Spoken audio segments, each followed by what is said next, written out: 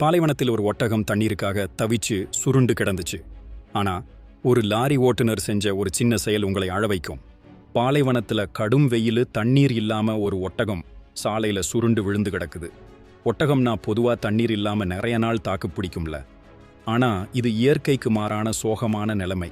அப்போ அந்த வழியா வந்த ஒரு லாரி ஓட்டுநர் தன்னோட பாட்டியில இருந்த தண்ணீரை எடுத்து அந்த ஒட்டகத்துக்கு கொடுக்கறாரு. நம்ம ஊர்ல நாம இப்படி ஒரு உயிரை காப்பாத்துறது அபூர்வமா நடக்கும்.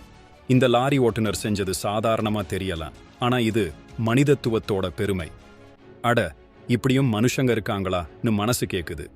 இந்த வீடியோ இணையத்துல வேகமா பரவுது, ஏன்னா இது நம்மள மாத்தி யோசிக்க வைக்குது.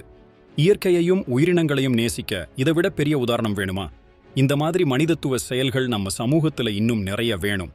நீங்க இப்படி ஒரு உயிருக்கு உதவி செஞ்ச அனுபவம் இருக்கா? கமெண்ட்ல சொல்லுங்க. இந்த வீடியோவை ஷேர் பண்ணி எல்லாரையும் இன்ஸ்பயர் பண்ணுங்க.